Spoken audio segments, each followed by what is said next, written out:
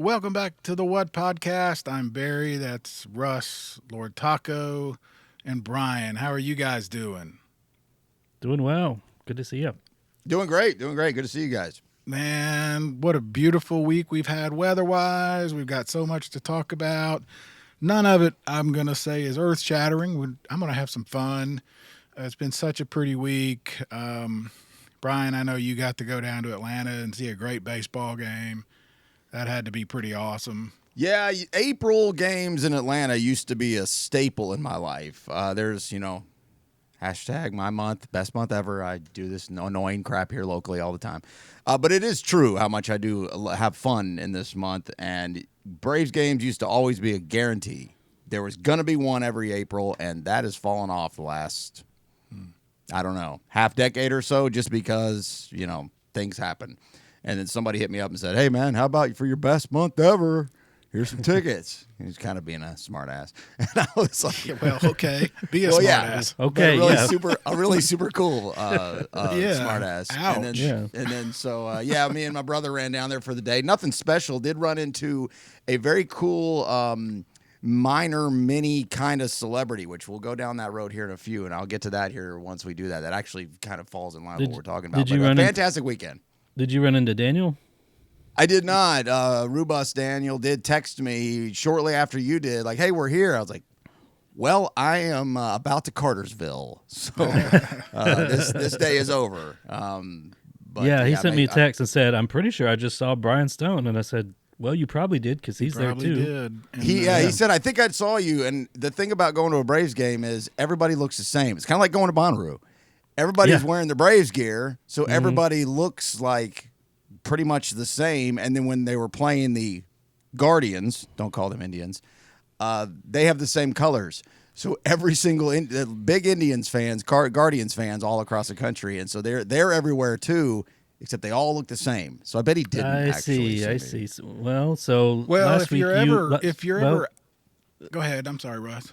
last week you come down to Low Main and ignore me, and then this week you went to the Braves game and ignored Daniel. I see. What actually happened, Daniel, was I saw you and Charla, and I hung a left real hard around the escalators, and I ran away.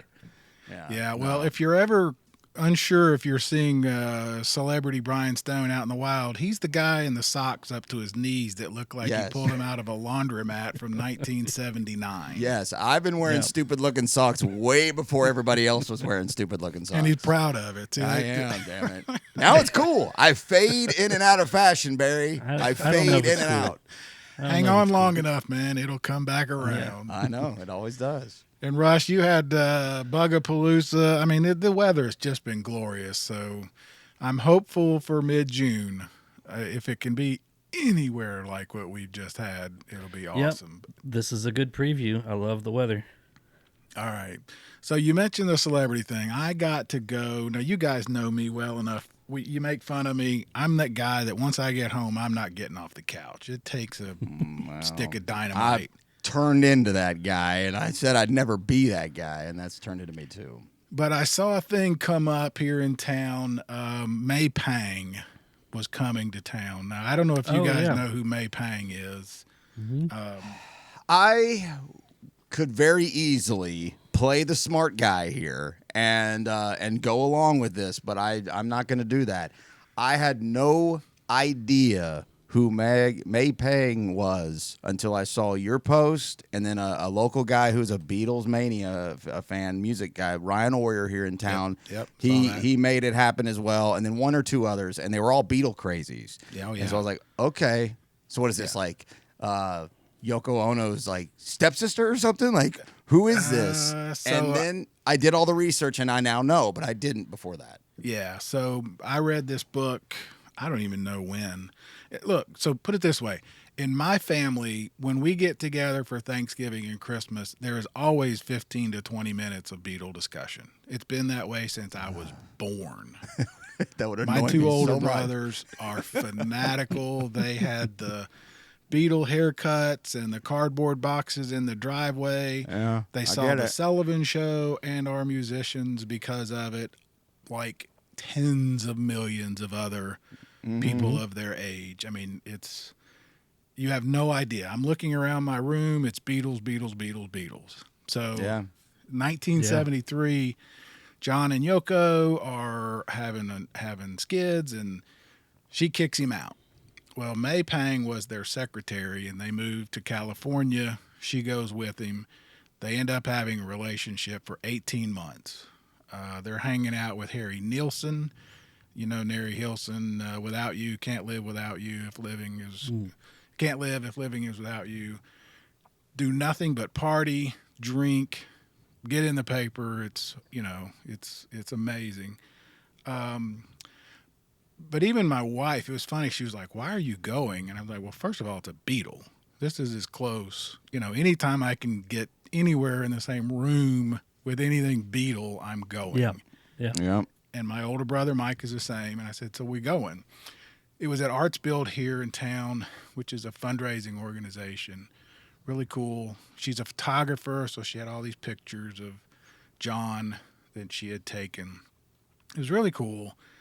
I was stunned to say I saw the Ryan Oyer post on Facebook and a bunch of other local people too. So it was really kind of cool to see the turnout, number one, and see who else are, you know, fanatical Beatle fans. But what made me think about it is, so I did, you know, almost 4 decades in the newspaper business as an entertainment reporter. So, I mean, I've talked to a lot of celebrities, and this is what made me think of it.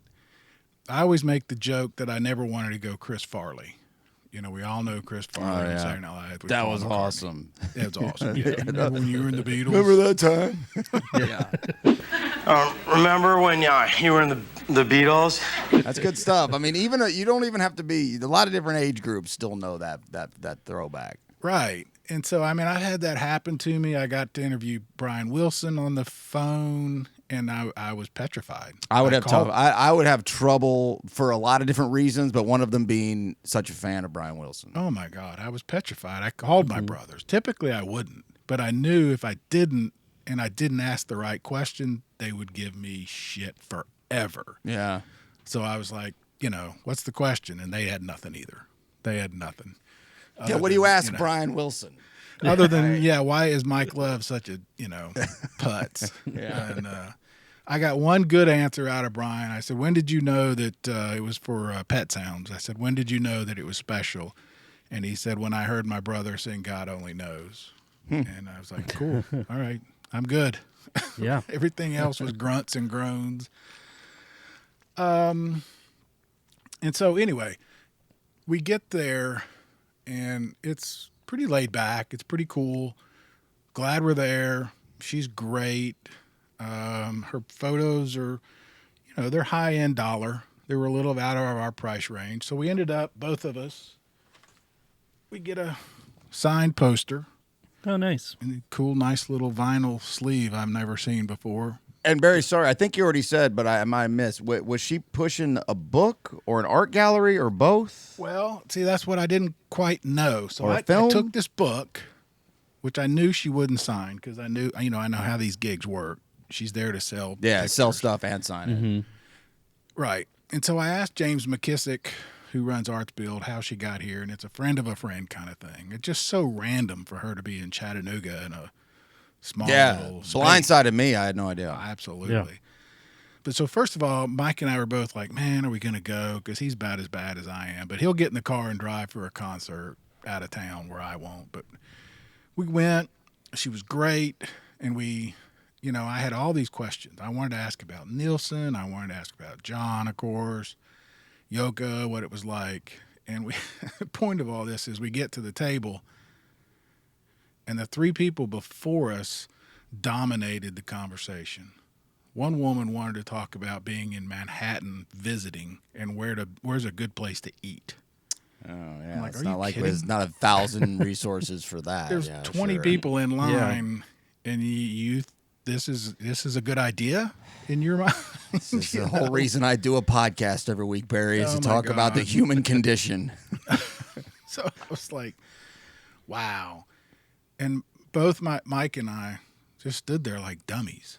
I mean, it wasn't even Chris Farley. It was, like I said on Facebook, it was more like Ralphie in Christmas Story when he meets Santa. I got nothing. I got nothing. How about a nice football, Ralphie?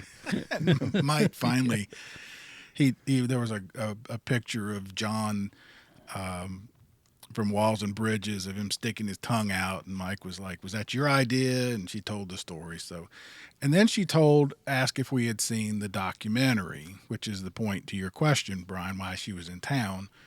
A couple of years ago, I think it's about that year and a half, Prime released a documentary called The Lost Weekend, which is what everybody sort of knows those 18 months as.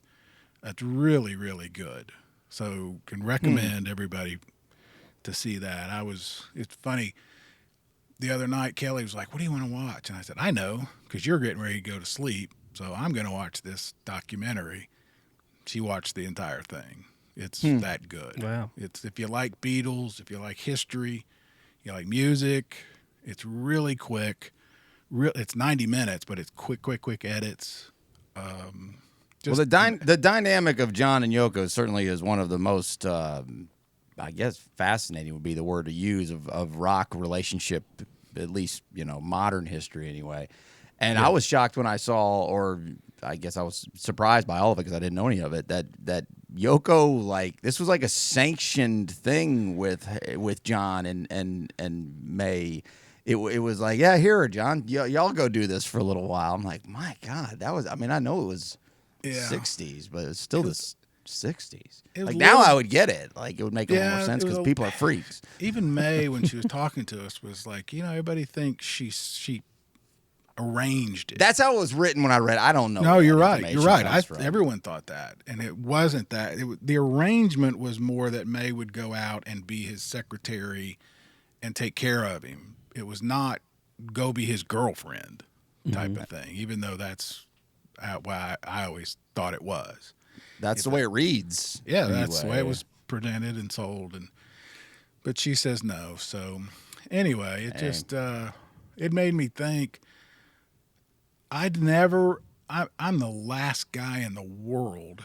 If I was sitting next to Jesus at a restaurant, I would not turn and say hi. I would never interrupt anybody like that. I've never been that guy. But in my whole career, everything was arranged. You know what I mean? It's like, hey, you're going to call this person at 10 o'clock. And I'm like, cool. I'm good with that. I'm comfortable with that. They know it. I know it. But to interrupt somebody and just walk up, I never could do it. I've only done that once, and it was pretty shameful for real. Like running into somebody like completely out of nowhere, not in any kind of working environment, not in any kind of like, place where you wouldn't be surprised if maybe there was somebody there. It was at Applebee's on Shalford Road here in the city of Chattanooga. John Smoltz was there with his family, and it would look like they were traveling as some kind of travel ball. Now, he retired in 2008. This would have been like 2014, 10 years ago, something like that. And people are sitting there eating, text me like, hey, John Smoltz is here.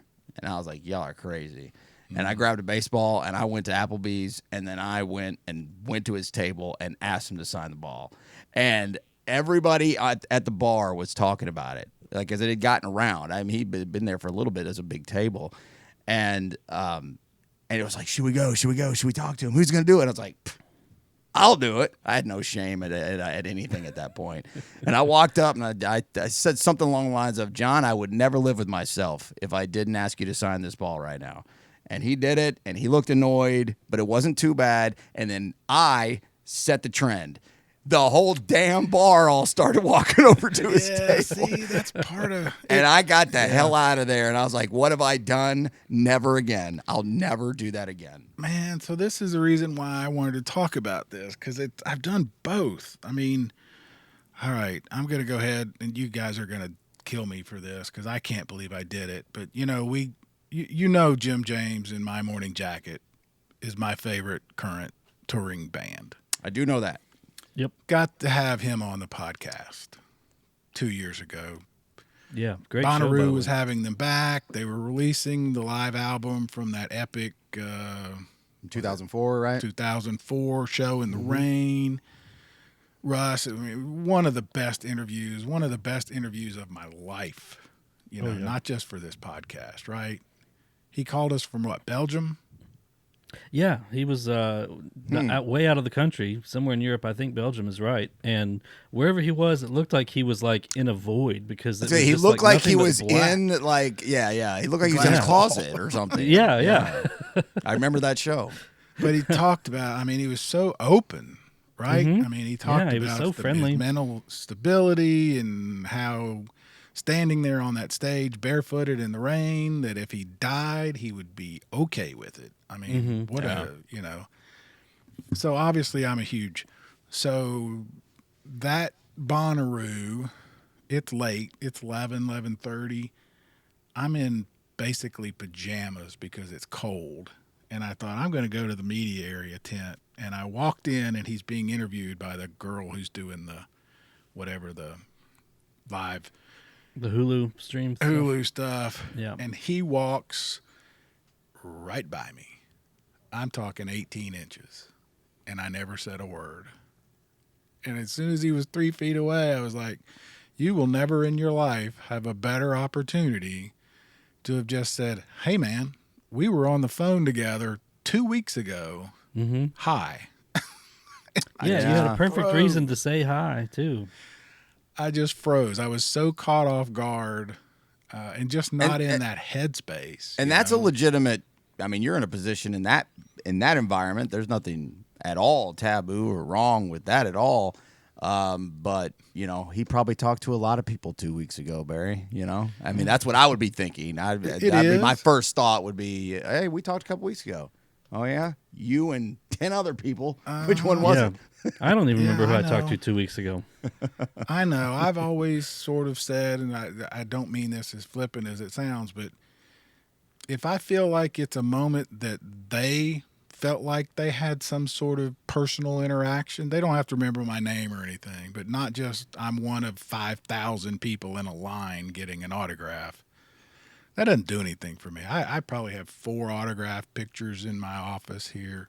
Yeah, I get that part too. The standing in line kind of thing. Like it's anybody can do that, right? Yeah. Like there's no story there, Right. And anything's a story in somebody's life. I don't mean to downplay that. I mean, if you enjoy that, standing in line, getting autographs, especially if you're a kid, that's a little bit different. Right. But I understand what you mean by that 100%. Yeah, it is interesting because especially with musicians, you never know. Like, are they annoyed by this?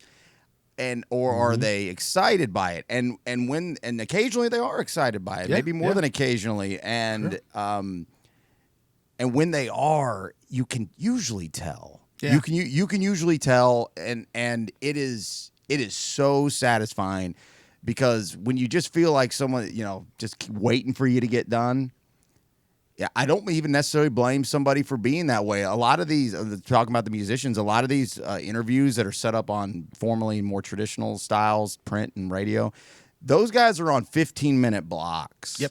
And they're running through these, and now it's WSJC in South Carolina. You're next in 5, 4, and then it's click, and then on to the next. And guess what his next question is? Tell me about the new record. Are you proud of it? Where did the name Beatles come from? Haven't heard that one before.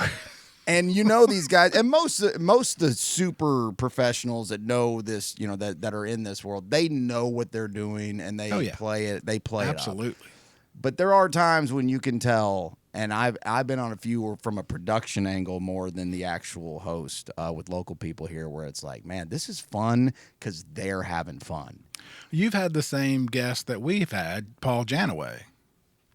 That was from St. Paul and Broken Bone. From St. Paul. That was back in the day. I know, and we had the same connection. I told that story the other day about the guy peeing on his back. Also one of my favorite interviews ever because he's just a human being. Curtis Salgado, I don't know if you know that name. He was the singer for Carlos Santana for several years.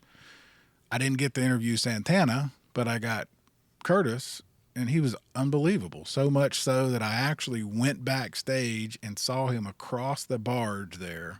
I know you've been on it. It's a big place.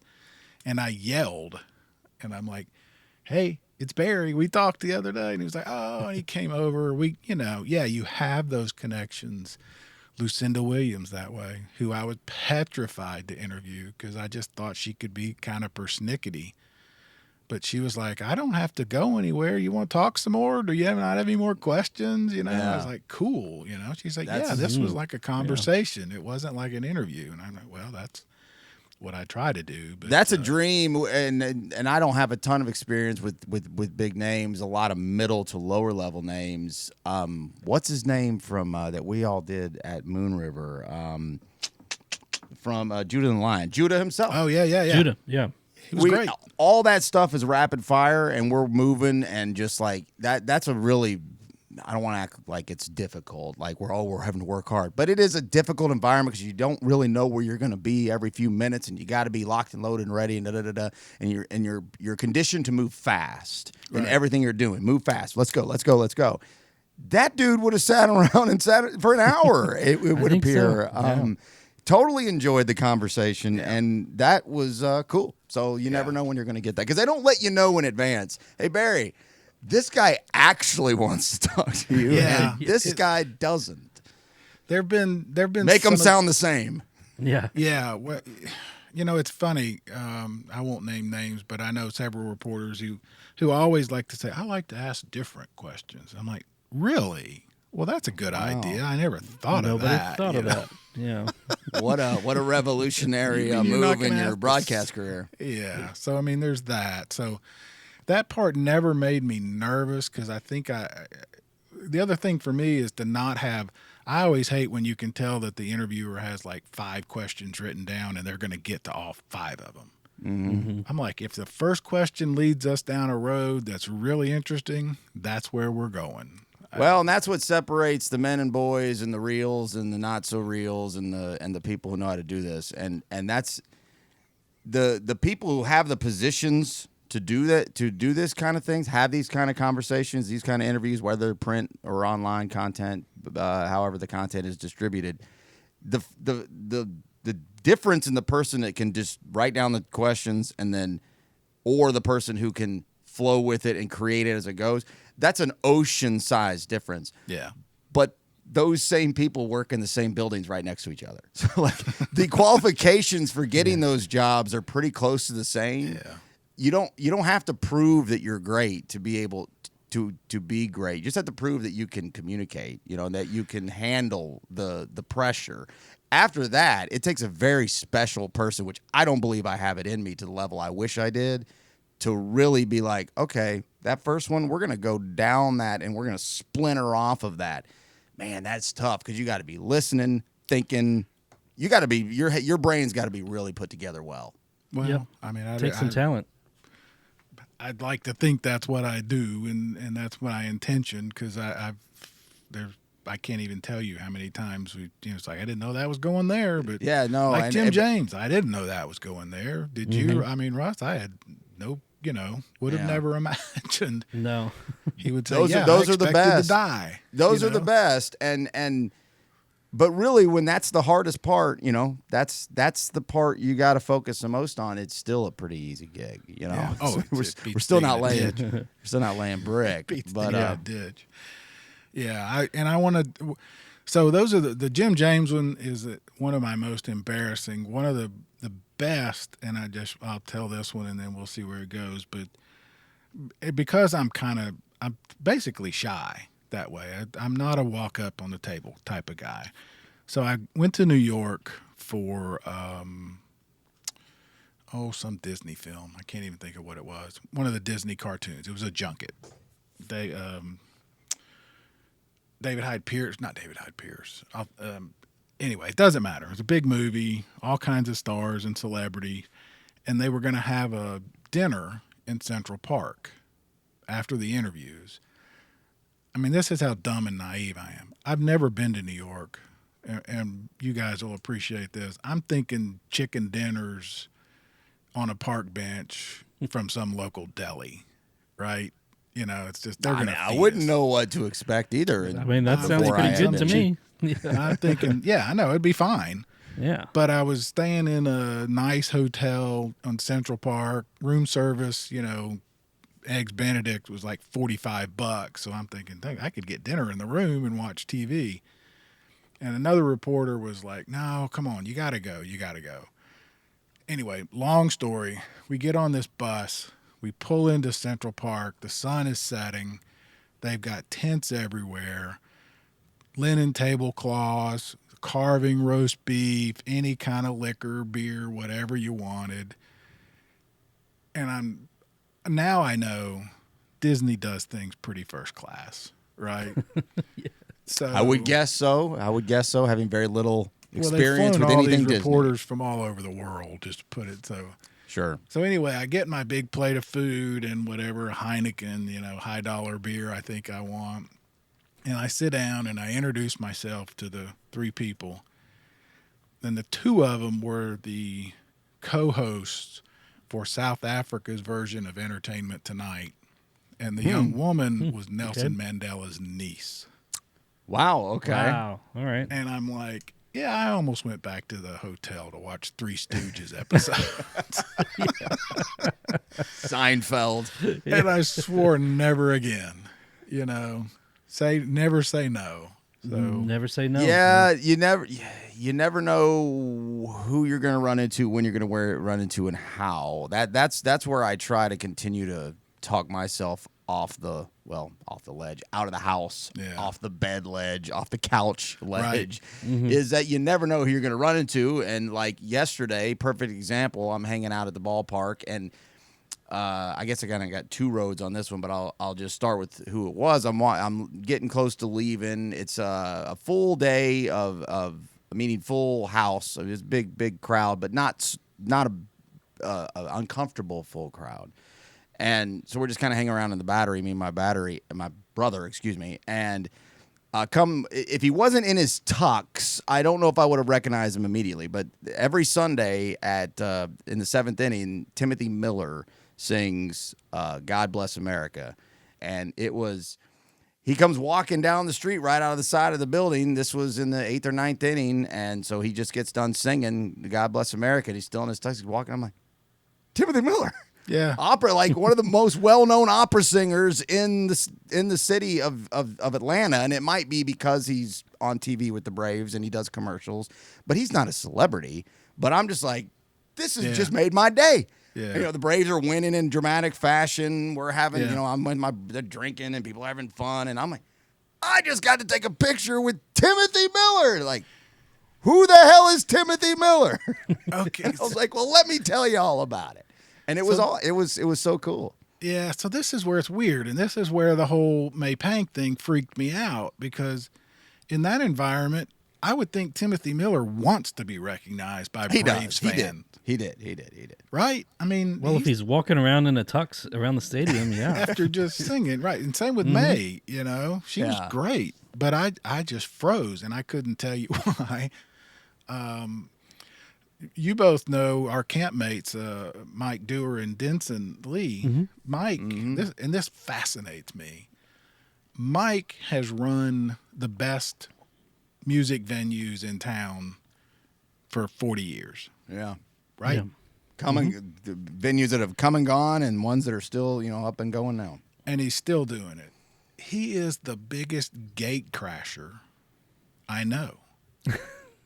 And that fascinates me. Yeah, you're right.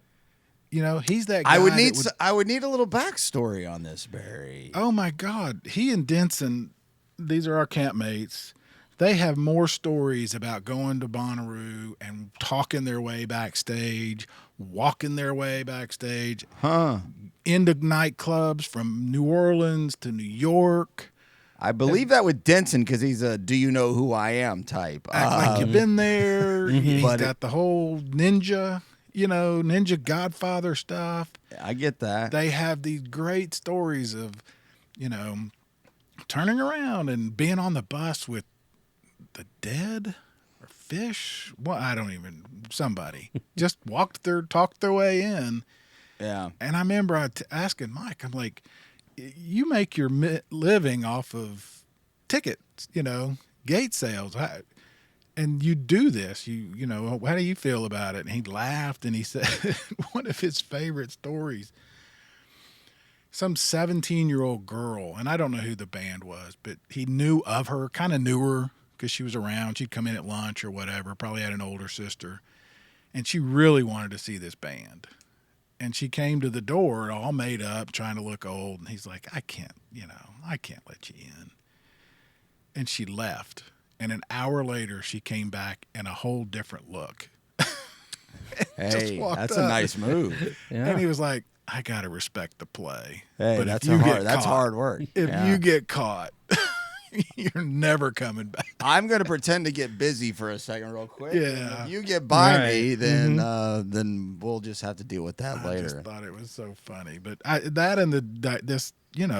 these guys are gate crashing. They just act like you belong there. And that was the other thing I wanted to ask you guys. We've talked about it on the show before. I'm not the push my way to the front of the stage guy. No, I've never been that way myself. No, I'm a chill towards the back. Keep me, give me a little bit of leg room, as it were. But I've been with a lot of people who are like, "That's it," or it's like a war movie or something. Like, all right, here we go. Yeah. Charge. Yeah, And I'm like, no way, man. Storm I'm the not beach. doing that. Yeah, Storm the beach. And you know what? They're the worst once they get up front. They're the ones who want to put elbows out and turn around. Why are you trying to bustle out? Yeah, I don't even know because I've rarely been in that mess.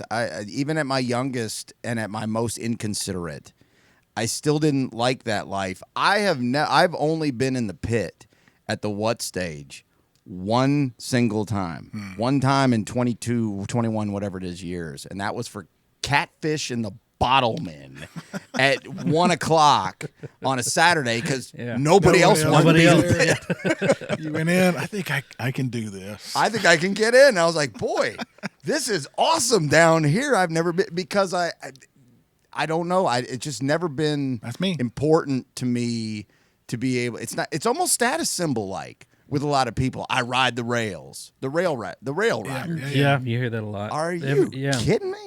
Every year, Daniel tries to get me to go up on the rail with some show with him, and I'm like, I'm just so good. I'm good difficult. to hang back. Yeah, it's like that's a big commitment, first of all, because you got to stand there for hours, and then muscle your way to the front. And I'd rather just have a beer and chill in the back. Well, let's also get a little honest. I was such a drunk. I had to get another beer. I couldn't go to the rail and wait. I had to go get a drink. Yeah, they don't serve drinks on the rail. No, they don't come to you when you're up there fighting the crowd. When I was about 19 or 20, Simon and Garfunkel came to Grant Field in Atlanta, right? They'd done the Central Park show, and then they did like 2 or 3 others around the country. And a girlfriend and her little sister and I went, and they were those two. They were that type. We got there early, walked down onto the field, and all these people had gotten there and laid their blankets out. And I'm not kidding.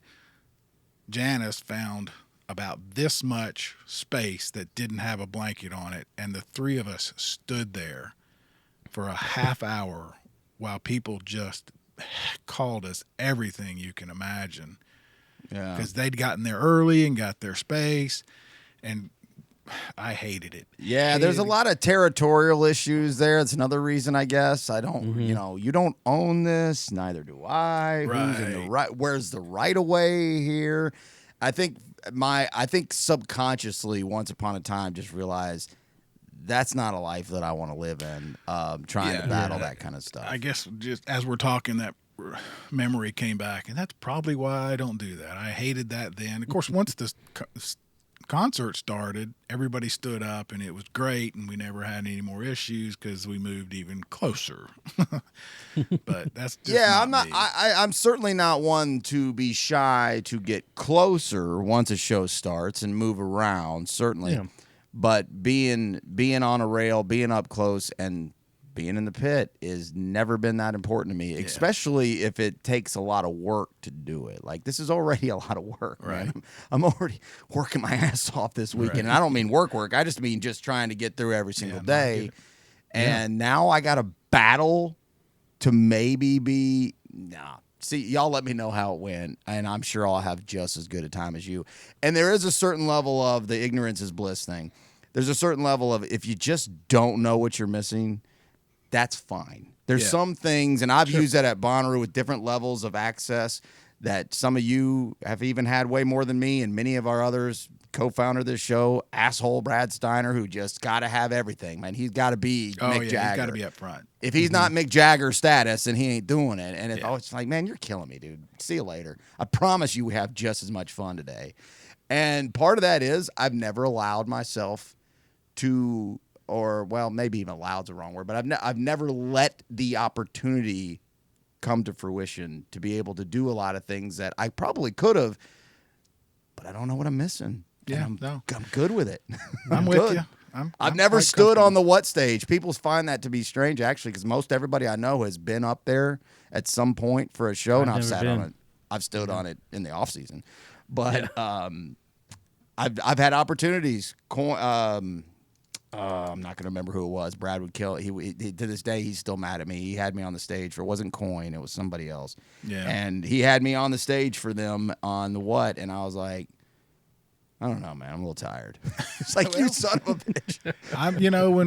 When my daughter was working for AC, she called one Sunday and said, "I've got you in the pit for Tom Petty," and I said, "Great." And I sat down in a chair and called her an hour Fell later asleep. and said, "I'm going home. I'm tired. I'm done." And I mean, that was a good call. There was no way I was going to make it till that late and then stand for 90 minutes. But anyway, that's just here, there.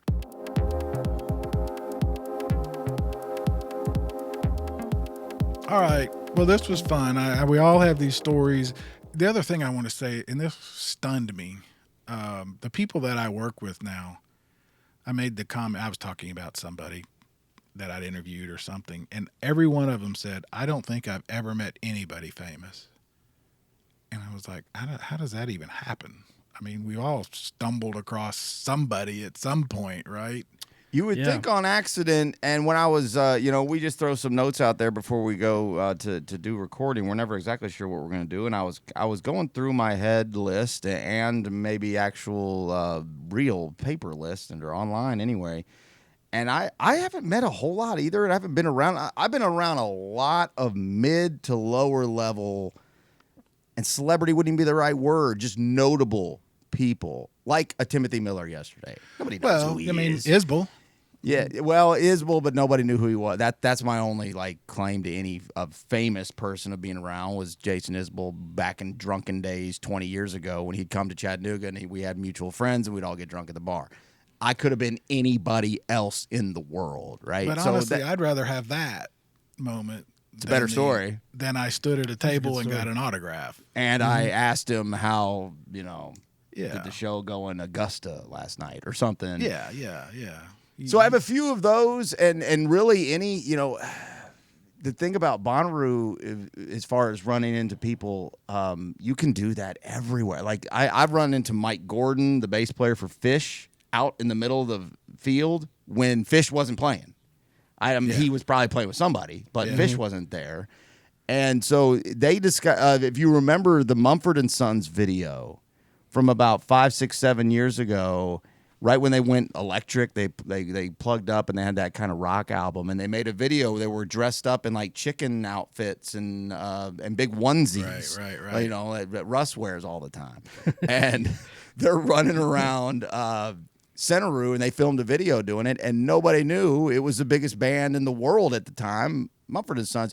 And so at Bonnaroo, you never know when there's just somebody hanging around that's that might be the lead singer of Band of Horses, or it might be a fentanyl dealer in Lake Dorado, Texas. It's just a wild place. You never know what you're going to run into. Yeah, bringing Mike Dewar back up again, not to be jaded, but, I'd done all these interviews for the paper, and I never have been a fanboy. I've never been impressed by anybody. I mean, it beats digging a ditch, but it never has, made me. It's not why I did it. Yeah. But they always have press conferences back in media, as you guys both know. And the one year they had Kareem Abdul-Jabbar, Daniel Lanois, Richie Furay, Stephen Stills. Was it Ben from Ben and Jerry or Jerry from Ben and Jerry? It was one of them, and they were giving out ice cream. Giving out ice cream and bandanas, which I have. and I knew you guys a little bit. Yeah, that was about a decade or more ago, 12 years ago maybe. I turned around to Dewar, and he's like, "That's Kareem Abdul-Jabbar." You know, we talked afterwards. He's like, "That's one of the iconic figures of the 20th century," and it really hit me between the eyes. I'm like, "He's right," you know. And Me that's and kind Mike, of the May Pang thing last week for me was that's music history right there. that's interesting you bring it up that way because me and Mike, I mean, I'd known Mike a long time since, you know, I was a real young kid, early 20s in his clubs, you know, going to shows. Yeah, I and knew just him got- professionally. We just talked all the time. got but- to know him slowly over 20 years. And that weekend, I want to say that was 2011 probably, with Jabbar, because he was pushing a movie. And then Stills and Foray. Yeah, it was 11 because Stills and Foray were there with Neil Young to do Buffalo Springfield. Yep. And me and Mike's a big sports guy. And at that time in our camp, we, at least in the moment of this conversation, were really the only sports guys around. And so we're talking about things, and it was like, we caught wind that Kareem Abdul-Jabbar, like, I'm not a Lakers guy. I'm not an NBA guy. I'm not either. I'm a I Celtics guy. don't care about any of this stuff. But yeah, Kareem Abdul-Jabbar is an important person. Forget about the basketball. An important person. And this, like, we were like, day's canceled. Like, me and Mike hung out there like, okay, well, we'll just wait here until Kareem gets here. And Daniel Lanois, the YouTube. I mean, Steven Still. Yeah. And we were standing right, and I'm a big Stills, Buffalo, all Neil Young, all Buffalo Springfield, all those old 60s bands. You remember then when it was over, Daniel Lanois stood up and said, wait, I got a question. He said, Richie, for what it's worth, that's the best title you could come up with? I do remember that. And he said, it's better than there's a man with a gun over there. Yeah, it's funny. I do remember that. I was about to say he's going to say something I don't remember, and I do remember that. And Foray was a dork. He was just an old guy just soaking it up. Like he was just like he had a smile, like he was like a little kid. Yeah. Steven Stills, who's more the rock star, you know, over the course of decades, was much more buttoned up and just kind of another day at the office. You could tell Richie Foray was like, this is wild, man. And he probably hadn't been asked to play a big show in a while, so that was probably a big gig for him. It was pretty cool.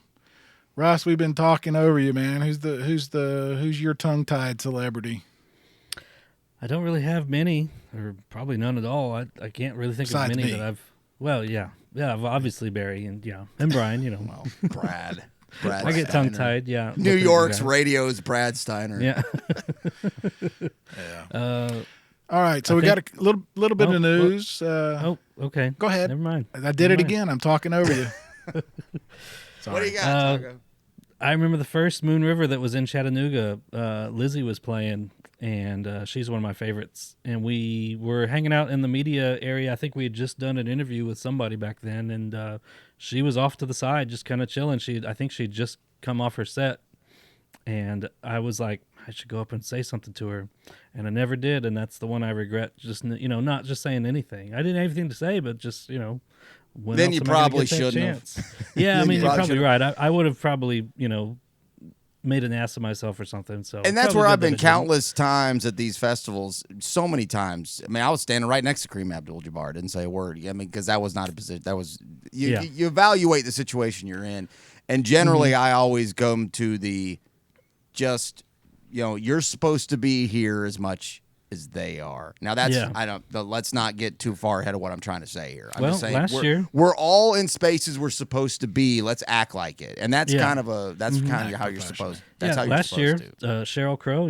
she did a big press thing in the media tent, and we, I was it in was love. like, I what, love we her got to so go much. in to see Sheryl Crow. I mean, we weren't going to talk to her, but just to be in the same room, it's like, well, might It as was well. everything I could do to not talk to her because she was being personable and hanging around too. And she is, I mean, she's been there a few years now, and she is welcoming as welcoming gets. She is also a kind of a dork, it would appear, with this. She loves it. She really soaks it all up. And it was everything I could do to not go talk to her because I was like, I love you. Yeah. I see what you did there. She soaks it up. Soaks up the sun, baby. Soaks up the I didn't sun, even yeah. mean to do that. I Yeah. see I what see you what you did. Didn't mean to. Pretty smart. Didn't mean to. So we went, I forgot about it, early in my career, one of my coworkers, we went to the Sports Super Show in Atlanta at the convention center. Place is huge. Jordan was there. Everybody was there selling memorabilia. We went for 2 days, got a hotel room, everything. It was a nightmare for me. Again, it was standing in line to get an autograph for somebody who's never going to know me. And we're about to leave, and Dave Cowens walks in, and he's at a counter.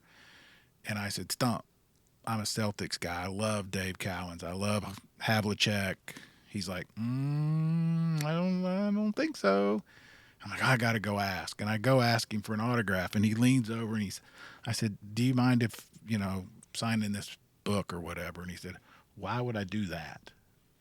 And I was like, okay, asshole. Thanks. Yeah. Turned around, walked away. I mean, that's the risk you run too of it's, and what is the saying, the popular trendy saying, never meet your heroes. Yep. Yeah. There's certain truth to that. If you get a chance to meet your hero, still do, I think. But there is a certain level of, because you never, man, I watch these ball players. I watch a lot of sports, a lot of baseball, and I go to a lot of games, and I watch these guys, and I think about back when I was a kid, and this could be musicians, actors, anything, and you got to stop interacting and signing and taking pictures and smiling. You got to stop. You can't do it forever. Right. And as soon as you stop, the people who didn't get anything are likely going to hate you. Yeah. Right? I mean, that's would've so stuck wrong. up. Yeah, I used to do that all the time. Oh, I'll tell you who the I used to run around the Ingle Stadium here locally in AA baseball in town, and I'd get Chipper Jones, name them. There was a bunch coming through back in the day. Alex Rodriguez, big stars in the Major League Baseball. And I could tell you who the cool guys are in the Southern League. Yep. Well, based on your dumbass at 14, 15 years old, character profiling because you got an autograph or not. Right. And grown adults do that kind of stuff. Sure. And that's difficult. That's Plus, those difficult. guys now know that the 14-year-old might be harvesting. He's getting 10 of them signed so that his dad can go sell them for whatever. So that turned into a big thing in the in the sports memorabilia thing for the world for a while. I'm not all into it. The ones that mean something to me are the ones where I felt like had some sort of connection. So I am. This is equally annoying. The get a picture with I like. Because I do collect, as you can kind of see my wall of fame. I mean, that does mean something to me. I don't want your autograph unless it says like, "Hey, Bryan, I think you're cool" or something like that. Which is never going to happen. Nobody's ever going to write that. No, of course not. But I do like to do that, and I really, if I do that, I'm always like, this is totally not cool, but I'm gonna do it anyway. And usually it is cool. Like normally it is. I think I have 3. God, we could do this all night. I'm thinking of all these moments. Went to Atlanta for what's the Oprah Winfrey movie? The slavery. Oh my God, it was horrible. Oh, The Color Purple. No, after it's the one she produced. I'll think of it. I'm not a movie guy. I'm not going to I'm remember. looking I at know it there was somewhere. one though. I'm looking. I know there at was it. one. Oh, it's over there. Anyway, so it's just like in the movie Notting Hill. You'll have 6 or 7 reporters, and they'll rotate around. You'll get the actors and the producer and the director. And anyway, we walk into this hotel room down at the Four Seasons, and Oprah's sitting on the couch, and it's like, where's everybody going to sit? And I'm like, I'm sitting on that couch next to Oprah. And that's where I sat. And that was cool. That was one of those where like, yeah, I get to do that. That's pretty cool. But mostly I'm usually that guy that's sort of, hey man, it's not that big a deal. And like you were saying, Bryan, earlier about being professional, you never ask for autographs. No, that's a big thing in the sports world too. Like you don't wear the gear, you don't ask for autographs, you don't try to get something for your cousins or your brothers or your little boy or daughter or anything like that. But people break that rule all the time. Well, yeah, apparently if the star is big enough, even the pros will break. Yeah. And so in this room, some of the guys started saying, do you mind? And then you're rude. Like if there's 7 of you in there and you're like, I don't want your autograph. So yeah, I got hers. And my other favorite was the Arthur Miller was doing a junket with Daniel Day-Lewis and Winona Ryder, was it? For, Oh, wow. Okay. what was the movie about the Salem witch trials? Miller's book. I'm having Yeah. memory I'm loss. the wrong guy on movies. I'll think of that one too. Beloved was the Oprah movie. Brutal movie. But Arthur Miller. So I got at this table with literally some guy who looked like the Simpsons character who owned the comic book store, right? Comic book guy. And Yeah. he had his worn copy of the book. And he sat there with it like this, and he was like, I much prefer the Jean Paul Sartre's version to even this one. And we're all Gag like, me. what a dick. Gag me. Yeah, we're all like, what a... And so they bring in the producer and everybody, and he's asking them, what'd you think of the Sartre version? And we're like, yeah, really? Really? These guys just released a movie.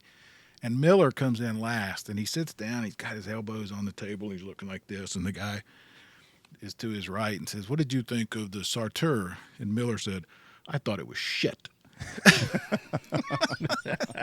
That's good. And we were all like, yes. Yeah. Get out of here, you pretentious douchebag. Exactly. Pompous. Anyway.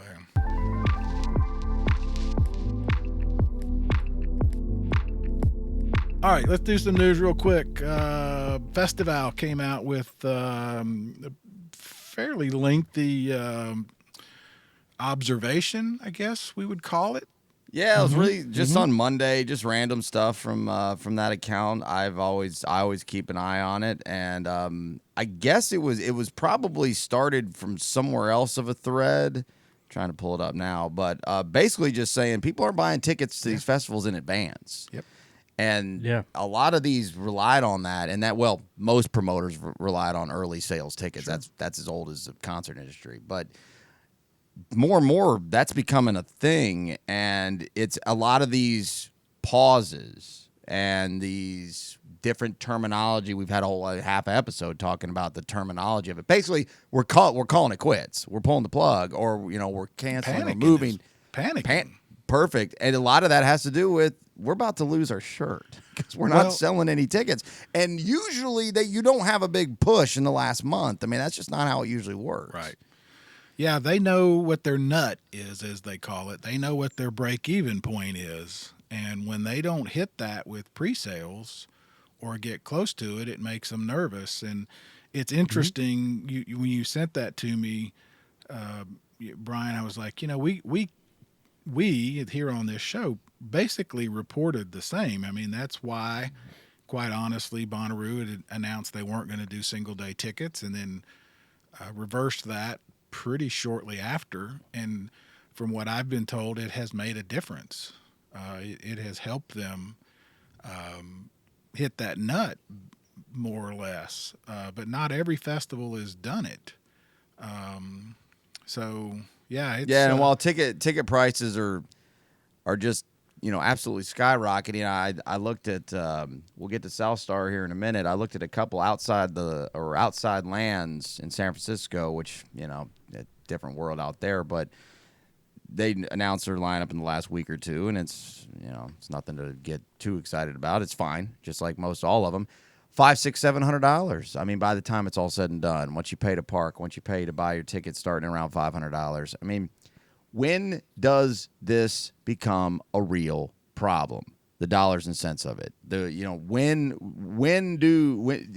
we can turn this into a economic discussion if you want to, of just overall inflation to the festival, which we won't. The festival world. When does I don't have any more dollars, Bonnaroo, or Outside Lands, or South Star. Well, it's only $100 more. I don't have $100 more. Well, when does that number hit? When is that threshold? And I think maybe it's hitting, maybe it's happening, and people are realizing these aren't that exciting or that special moments. Now, Bonnaroo, I think we'll all agree, and we're biased, a little bit different. There is a specialness to it.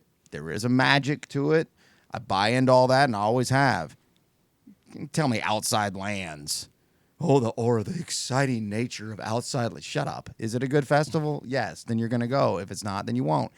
Bonnaroo's a little different, but it's still the same concept. When is a few more dollars just too many more?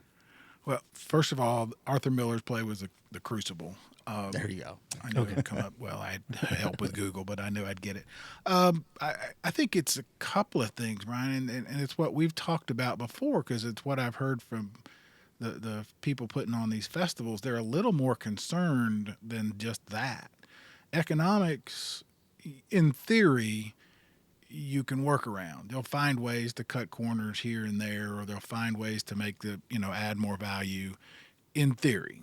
Yeah. What concerns them is just a shift in taste that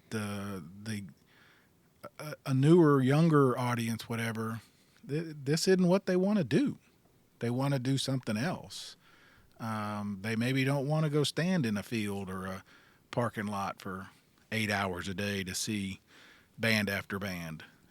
Well, even if they do want to see it, they don't want to spend $500 or more, to do it. Well, you combine it all, but it's a shift in taste that I think has the industry people more worried than necessarily the economics. Though the economics are scary too. Our own Moon River, we can basically confirm it hit the pause button because 12,000 people isn't enough, and that's what that space holds. They need 15,000, so they're trying to find a space that's still downtown Chattanooga.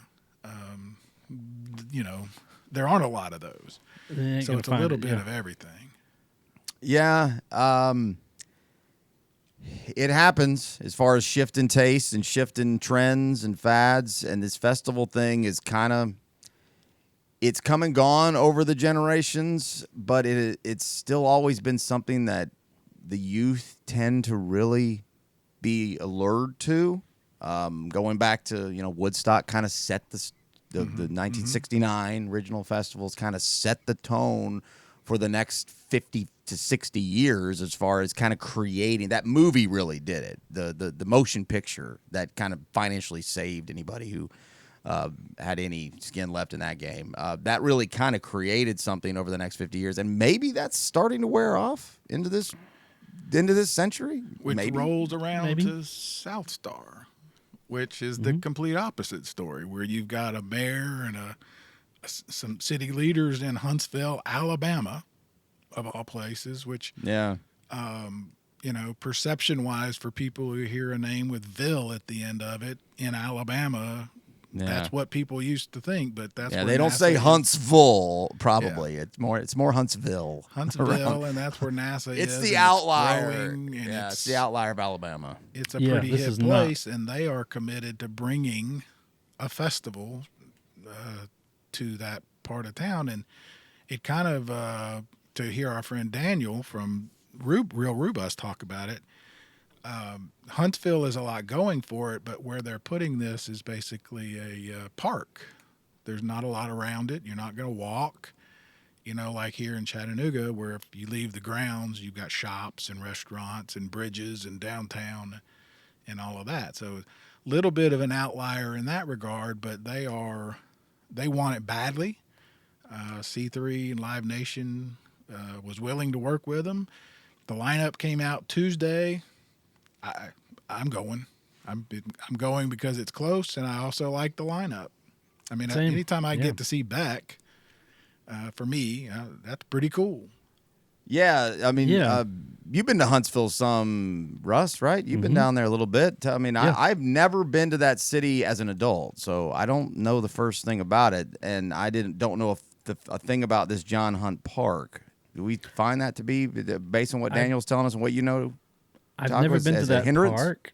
Yeah, I've never been to that park, but I've been to Huntsville, and yeah, it is really neat. I mean, you're not going to rural Alabama. This is pretty much a high-end upscale Bigger than city. Chattanooga now. Bigger than Chattanooga, yeah. And, I think it's great. Well, we'll see how the festival does there, but I'm excited to go to Huntsville. Yeah, ticket prices are not that bad to start there. They're under $300 to start. I'm sure that's on a tiered thing, and that's a pretty good start. I don't know about camping. That doesn't look to be a thing here. Or No maybe camping. it is. Yeah, I maybe think it it's is. just a city festival. But I mean, we talked about it last week. The worst kept secret was Blink 182. Anybody that wasn't even a secret at all. And Right. then the talk was it was going to be 90s, early 2000s, and that was absolutely exactly what we got here. Mm-hmm. Just so- anecdotally, just to me personally, they hit all the bands I don't like from that era. Or that I don't like as much. And the big exception, the big exception, is that Saturday, Jane's Addiction. I have never seen Jane's Addiction, and this is the time and place to do it. That day also, like, Candlebox, Gin Blossoms, Jimmy Eat World. I mean, Stefani. I don't need any of that, but that's right from Stefani. Gwen is the headliner, and Beck, Goo Goo Dolls. Winona Fighter will be good. Yeah. Only familiar with that from you guys talking about Right. that act. And Pete Yorn is sneaky good if you like, a little bit less electricity in your music. That'll be. I mean, it's a great lineup. It's a really nice little short 2-day weekend lineup. I like it a lot. It's a stand in a field and sing along to a bunch of songs you're gonna recognize. Yeah. Yeah. Plus It's plus not Big a bad Boy. thing sometimes. Yeah, Big Boy did Riverbend last year, and that was a good show. I think Boy, that'll be everybody loved one that. of the best ones. Yeah. Ludacris. So I'm excited. We'll be there. Mm-hmm. We've already all applied for our media. We get to see our old friend from Moon River, friend from Moon River. So Yeah, this excited is about not a Bourbon and Beyond promise that we were. Remember, we were all going to that, and Yeah. I don't think any of us are going to that now. This is not one of those, but I will say I'll probably just pull a Saturday on that one. But that's going to be a great Saturday. I mean, TLC for crying out loud. I mean, I know one of them's been gone for a long time, Left Eye. Yeah. but I It would mean, just be TC, right? it would be just TC. Left Eye. I think that's how that rolls. But I mean, it'll be a 90s sing along, sing dance along. Yep. Yep, Absolutely. Exactly.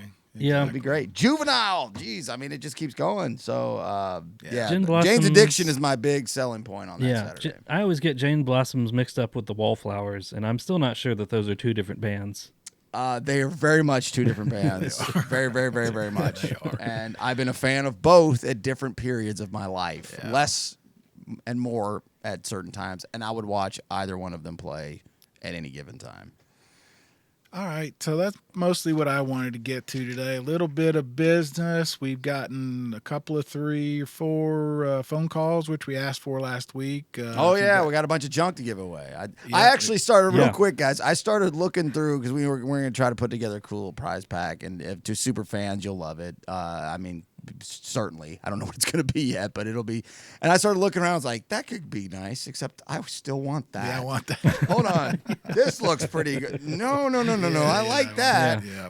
And so I have so far not found a single thing because it's like, oh yeah, I forgot I had this. I want this now. It's like a mom trying to get her to, a kid to clean up their room. Wait, no, I want that. You know what No, I you should didn't do? even I know you should- had it. Yeah. I should reach out to the folks up in Knoxville and say, I know y'all got a basement full of stuff you want to get rid They've of. got the Yeah, that's a good real idea. goods. Send it to me. They've got the real goods. Yeah. And I know they got multiples and they'd love to get rid of. We'll figure something out. So call 423-667-7877. Ask us a question, make a comment, give us your best tip. We're going to go over those. Guys, I don't know Yeah, if as you we realize. get into May here. Yeah, we've only got like Yeah. 6 more episodes. Not And we a got lot. our own picks. We got to do our do's and don'ts. Then we're going to be on the farm. So we're running out of days and time. Time flies, and I'm looking forward to it. It's been a great year for me so far. I've loved it, and I'm loving it more and more, and I cannot wait for June. We'll be here before you know it. Same. Yeah. Call That's what soon. I was going to say earlier. Give us a call. And Yeah, don't I was gonna say delay earlier because when we're we going were to talking about the ticket sales and whatever. I'm more excited about this year than I have been in forever. I'm already starting to look at equipment to buy and whatever. I don't know why, but Me too, I am, yeah. So. There's a few acts on this one this year going, talking Bonnaroo that Chappelle Roan or Chapel Roan. Still can't get the name right. Renee Rapp. Some of these ones we found out from you guys through our roulettes and the calls and all that, and it's like, the more I look at them, it's never going to be something. I'm not going to sit at home and spend a Saturday, cleaning the litter box, listening to it. But I can't wait to hear what it sounds like, on the farm. So there's so many of those, and that's what I got a lot of excitement for. The headliners, still don't really care about this year, but so much of it below I do. All right, there's what are plenty we to make missing? up for it. Anything? Russ, we missing anything? I think we hit it all. Yeah, we got some shows coming up. We're gonna do your picks, my picks, Brian's picks. And if you go and you see one of us and you're worried about interrupting a celebrity, come up and say hi. We don't care. That's that. I mean, the kidding, not kidding. Absolutely, I love talking to people that are Me too. That enjoy things that we and I do. I really do enjoy that, because there is a lot of like, is this microphone on? Can anybody hear this? Mm-hmm. There's still a lot of frustration in this world sometimes, especially with the oversaturation of it. And when someone does say, man, I enjoy, absolutely. anything, whatever it is, even if it's not this, I do take a lot of pride in that. So yeah, come by. Well, and Bonnaroo is absolutely. such a special shared experience. That's why. That's even more true. And then of course, the leader of all this, old Taco over here, who had the whole damn Wednesday following him around on the farm last year. Like, it's this guy, man. So absolutely. Yeah, we'll have stickers to give away if you see us, and so please say hi. All right. See you guys. Good show. All right. Yeah, see you next week. See you later.